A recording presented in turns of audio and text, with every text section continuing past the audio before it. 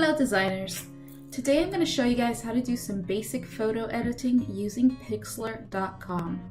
Like we went over in class, PIXLR is a free photo editor that is browser based, so you don't necessarily need to download anything to your computer.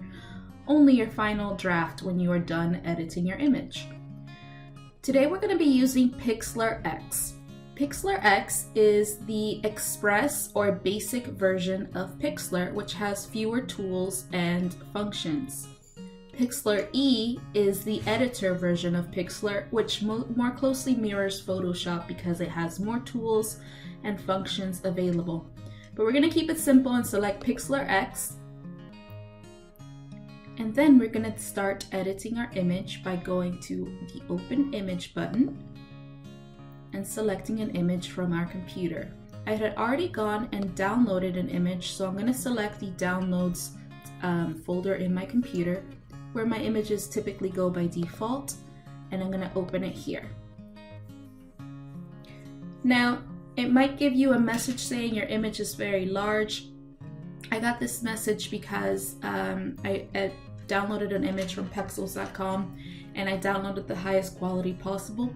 So if it's telling you it's too large to edit, please go ahead and just select the full HD option by default and hit apply, which is going to make your image considerably smaller, but it's okay for the purposes of this assignment. Okay, so that's what my image looks like when it's loaded to PIXLR. Now, to review some of the things we went over in class, we have all our basic PIXLR tools in this toolbar on the left-hand side. We have our layers panel where any changes are going to be reflected here to our right-hand side. And by changes, I mean if I were to go and crop a part of the image, if I were to go and apply some kind of filter to the image, all of these would be reflected here in my layers. So for today, there's a few basic tools and functions I would like you guys to use when you're editing these images.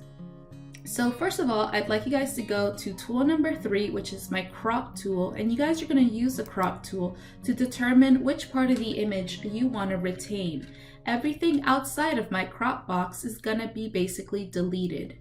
So all I have to do is drag from the corners of my crop box and try to basically figure out what I want to keep here. So I want to focus more on the puppy itself, and I want to try to eliminate more of the grass and the stairs upon which he's resting. So I'm going to basically frame it so that I can make a more interesting composition using just a dog.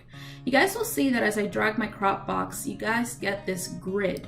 The grid is commonly referred to as the rule of thirds because it breaks the image up into 9 equal squares using basically 2 vertical lines and 2 horizontal lines.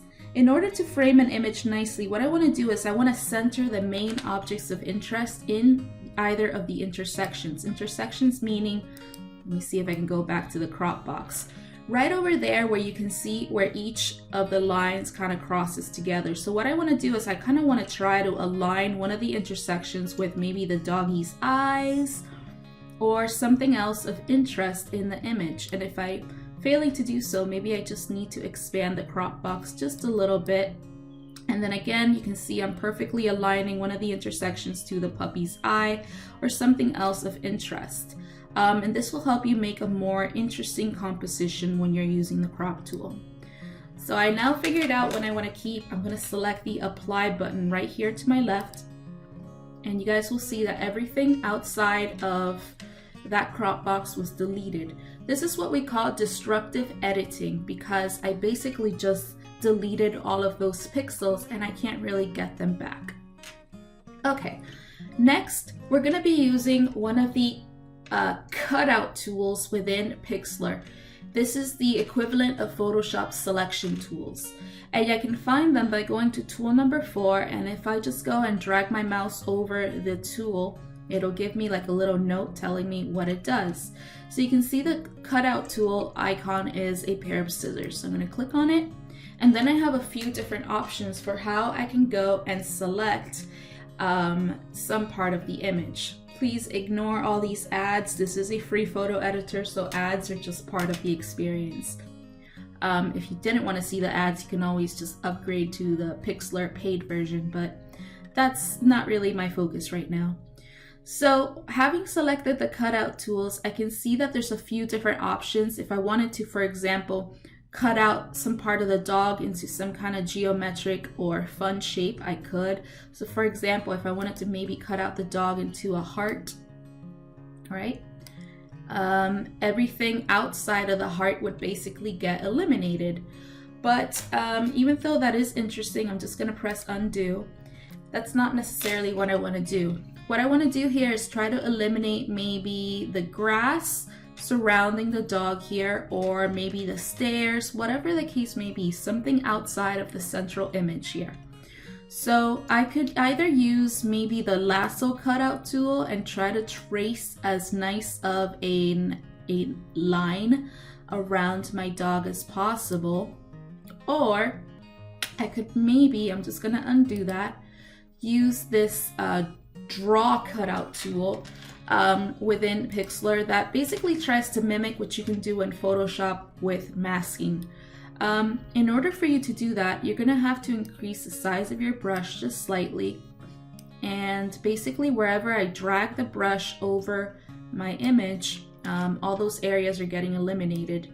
You guys will see that by comparison to, for example, the lasso cutout tool, it creates a far smoother selection because I'm not seeing those jagged lines surrounding the ears or basically the head of the dog. I'm just seeing a far more softer selection than I did before. So if I wanted to go in and get some of the details, like I can see right around here, around the fur, I would basically just need to lower the size of my brush to kind of get in there without going and eliminating some part of the dog that I don't want. So I'm just gonna go ahead and try to eliminate as much of the background as I can while making it look really seamless and smooth. And I'll check back with you guys when I feel like I've done a pretty good job. Alright, so this is what I've done thus far. I pretty much eliminated much of the background, or as much of the background as I could. And I went in and lowered my brush so I could get those details in between the dog's ears or so. Certainly if I were to go and zoom in on this image, I would probably find a lot of areas of fault. Oh, let me just undo because I accidentally erased some of his paw there. But certainly if I were to go and zoom in, I would find a lot of areas of fault, but it's not a big deal right now. So if I'm happy with it, I can pretty much just select close because I'm done editing the image with the cutout tool. Now I'm going to move on to other tools available within PIXLR X. One of the tools that we discussed within class was using the adjustments tool in order to edit things such as the saturation of the image, the brightness, the contrast, things of that nature. So I think I'm gonna go with a more retro effect here. I want the dog to look a little bit more like the image of the dog was taken in the early days of photography.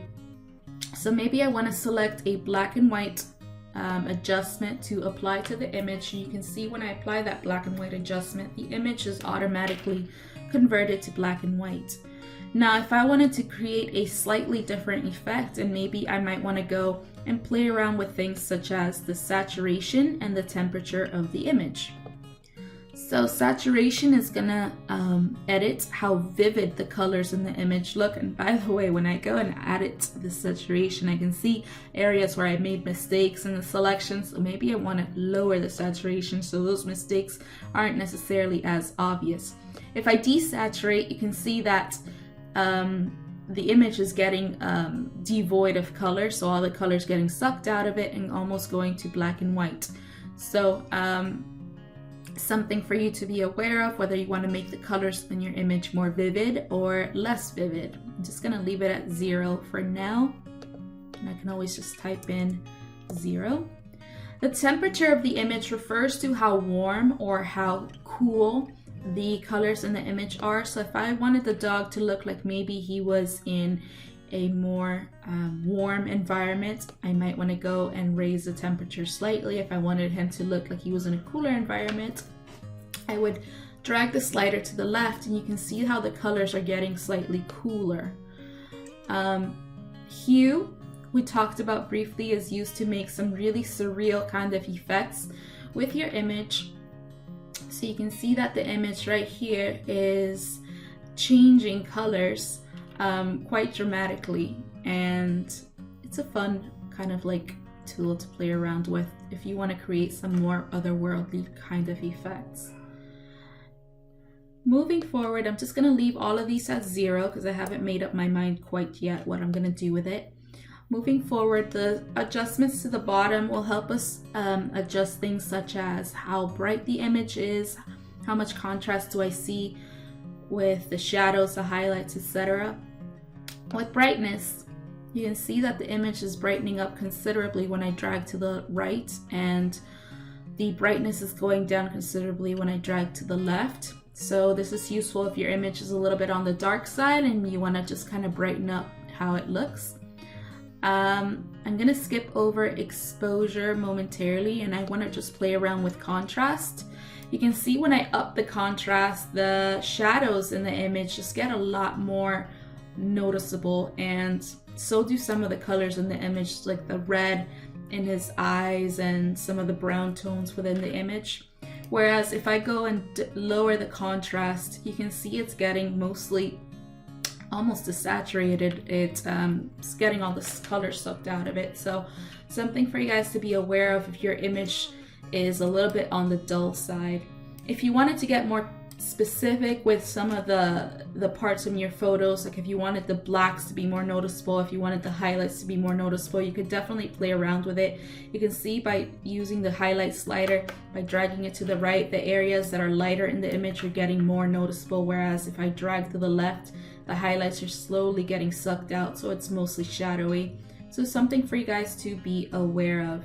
What I'd like you guys to do is play with at least 1 or 2 different adjustments. I don't expect you guys to use them all. 1 or 2 different adjustments to basically increase the shadows in your image, play around with the saturation, or maybe desaturate your image. Do something to basically change the original look of your image. So I'm going to take a moment to play around with my black and white adjustment and the temperature in my image, and I'll check back with you guys when I am finished. Okay, so basically all I did is I applied the black and white adjustment and I upped the temperature to make it warmer because I wanted the image to seem more retro, as I had said before, like in the early days of photography when you would have sepia images.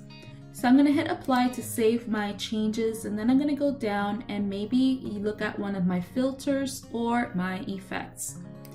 Filters, as we discussed in class, help you do some really easy image editing with very little work on your part. If you wanted to make your image look like a mosaic, for example, you can see this filter is basically going to go and fragment my image into a lot of different shapes, right? If I wanted to make it look more pixelated, like a low-res image, I could definitely play around with the pixelate filter, and it's going to divide my image up into basically little pixels of color. If I go and drag all the way to the right, you can see that gets a lot more abstract, and my dog is virtually unrecognizable. Other filters that we explored in class is a vignette filter, which adds these kind of like dark shadows surrounding your image. You could use the fringe filter, which does these trippy 3-dimensional kind of color effects. So filters are really fun to use and take very little effort on your part to use. The effects within PIXLR pretty much do something similar. In fact, to be perfectly honest with you, I don't know why they're called effects. I feel like these are just extensions of the filters, at least as I know them within Photoshop, but again, I didn't design this program. So the effects, and I'm gonna say effects with quotation marks, are very similar to the filters because they allow you to do one-stop editing. And one-stop editing means basically for me is you select whatever filter you like, and it applies the effect automatically. So you can see what I'm doing here. Just going from one filter or effect to the other and creating some really interesting effects with my simple image of the dog. I think I like that one, that night vision effect. But I'm going to select cancel because I want to go over a few others. By the way, I'm not sure if I mentioned this already. So filters can be found under this icon that's circular with dots in the middle. It looks kind of like a Ritz cookie in my opinion. Ritz cracker, I'm sorry. And then the effects filter can be found under this icon that looks circular with horizontal lines underneath my Ritz cracker here. And you can select different kinds of effects according to whatever theme you want to do. So I had mentioned earlier I wanted to do a more retro kind of feel. So I can actually go and just apply a simple effect from this category. Let me go back to it. This category called Too Old. And instead of my having to play around with the adjustments such as black and white and the temperature, I can basically just cut my time in half by selecting one of these other effects called Too Old. I think I'm going to select this one called Logan because that's my son's name. So I like it. Once I'm happy with an effect, I just have to click apply and it's going to apply it automatically. Let's go back to the cutout tool momentarily because I realized as I was working on this image, that's not necessarily what I wanted to do. And I forgot to talk about the keep and remove options within PIXLR. So I just went back and I clicked on the cutout tool. It looks like a scissors. And I'm gonna go and select draw cutout. And previously I had selected the remove mode so that I would remove the background. But now I'm gonna switch over to the keep mode. And I think I'm basically gonna mask all this back in. And I call it masking because I'm used to using Photoshop. But you can see if I made some kind of mistake, if I realize, you know what, I deleted too much more of the image than I really wanted, I can also go back to it at any point in time because again, PIXLR's just trying to mimic Photoshop's masking abilities here, which let you change your mind and do some very basic editing without losing any pixels later on that you might have to start over editing the image again. You can just kind of fix your mistakes as you go along. So far, yeah, I did a pretty good job recovering the background. I think what I might want to do is, based on an idea that I have in my mind right now, is actually go and apply one of these shape cutout tools. And I think I'm gonna go with my initial idea of putting the doggy's head into a heart. So I'm gonna keep playing around with the way that I go and draw out the heart so I can try to center the doggy's face inside of the heart itself. So let me try to figure that out and I'll come back to you guys. So I ran into a little issue. When I went and drew out the heart, when I finally had the doggy's face centered into it, what got cut out was actually the part in the middle that I wanted to keep. This is a very easy fix. All you have to do if this happens to you is select invert cutout, and you guys will see that automatically it inverts the selection. So now what's selected is what you actually intended, which was, in my case, to keep the doggy's face inside of the heart. So I'm going to select save for now to save my progress. Ooh, that was a mistake. Okay, I'm not ready to save the whole image because I do have one or two tools that I do want to show you. Okay, let's talk about the retouch tools within PIXLR. Retouch tools try to mimic the healing tools within Photoshop, and they're used to basically eliminate unwanted areas of a photo. Whether, for example, if you were doing a picture of a person and they had a giant zit on their face, you wanted to eliminate that zit, or you wanted to eliminate, for example, a wrinkle or a scar. Those are really good uses for the retouch tools. When I go to the retouch tool and it kind of looks like a makeup brush, I can select different options within Retouch. So I have heal and repair, which is very good for eliminating those things I mentioned, whether they happen to be pimples, scars, wrinkles, whatever. I have clone stamp, I have sharpen and blur, and I have dodge and burn. I'm not really interested in these latter options. I will do another video where we explore that more in detail. Today I just want to use the heal and repair tool so that I can illustrate for you guys how it works. So let's say I think this dog has way too many spots on its face and I want to eliminate some of these spots. All I have to do is click over the spot I want to eliminate with this tool selected, the heal and repair tool. Click and it's gone. Click and it's gone. It's very easy to do. So if you have a giant pimple in a photo that means a lot to you and you want to eliminate that giant pimple, this is a very good tool to use.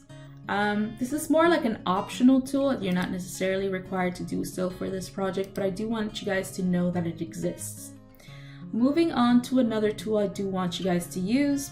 I'd like you guys to use the liquify tool in some way. The liquify tool is again PIXLR's version of Photoshop's liquify filter, and what it allows you to do is basically alter your image by enlarging some part of the image or shrinking it or twirling it around for artistic effect. Here's what I mean. I'm going to use the enlarge option here of my liquify tool, and I'm going to increase the size of my brush and drag it over the eye until I think it's a pretty good size, because the idea here is that I want to actually enlarge the eyes of the dog and make them look a little more cartoony. So I'm going to go over the first eye and I'm going to click, and you can see that right away it does a very dramatic photo edit where it enlarges the eye, and actually, to be perfectly honest with you, it looks a little bit creepy. So I think I might want to undo and try it again. I'm just pressing undo or Control Z on my laptop keyboard, and it's going to fix it for me. So maybe I'll do it with a slightly, what is this? Oh, an update. Nope, not right now. So I might want to go and just slightly click on the image to enlarge parts of the eye instead of necessarily doing just one long click, because previously it just kind of looked a little bit bizarre to me, and I don't want him to look creepy. I just want him to look more innocent and cartoon-like. Then maybe I want to go and shrink his nose, because why not? So I can select from the liquify tools the shrink option and increase my brush just a little bit so it covers the nose. Click, and you guys will see that whatever image part of the image you select is gonna get just substantially more shrunken. Well, that looks a little silly, so I'm gonna Control Z a few times. I just want you guys to see basically how it works. All right. So the puppy's nose is back to normal, but he's got substantially bigger eyes, so I'm happy with it. I think all I'm going to do at this point is basically just apply an interesting effect, and then I'll be ready to go and save my final draft. Alright, I think I'm ready to call it quits, because the last thing I did was apply some different filters, and you can see that I adjusted the sliders for each of the filters that I applied depending on the effect I wanted to do. So I was using this filter called Glamour so I could make the highlights in the image a little bit more distinct. I used this filter called Dehaze so I could try to adjust that kind of lighting that I did using the temperature adjustment and some of the too old effects that I found here in PIXLR, and I'm happy with it. So I'm gonna hit apply, and I'm now ready to save my final draft. So to do that, I'm gonna click save at the bottom, and then I can select from the different file types that I can save in. So one of the things that we discussed in class is that if I have some kind of transparency in my image, I want to select a file type that supports that transparency. In this case, that file type would be PNG or PNG. If I go and select a file type such as JPEG, I will be adding a white background, or I can change the color of it, but by default it would add a white background to my image, and that's not necessarily what I want. Maybe I want to go and just use the image within the heart as some kind of icon or for some other effect. So I'm going to select PNG because PNG is going to go and save that transparency within my image. I'm going to go and give it a name so that I can easily find this image when I'm ready to submit it to Canvas. So this one's going to be dog heart or something easy like that. If I was working on an image for a website or for some kind of mobile device and I needed it to be a specific width or height, I could definitely go and change that here, but that's not the case, so I'm going to leave it as is and I'm going to select download. By default, this image that I just created is going to go to my downloads folder in my Windows computer. So that's where I'm going to check to see the final image. And this is what it looks like. I can see where I made a little mistake, which is in the selection part. I left one kind of the part of the image exposed, but that's something that I could easily fix actually using the crop button in my Windows computer, because I can just go and eliminate that very quickly before I'm ready to submit this to Canvas. So I'm going to select save. And that should be gone now. Perfect. No mistakes anymore. So I hope you guys enjoyed this tutorial. I cannot wait to see what you guys can create using PIXLR. Let me know if you guys have any questions or concerns. Bye!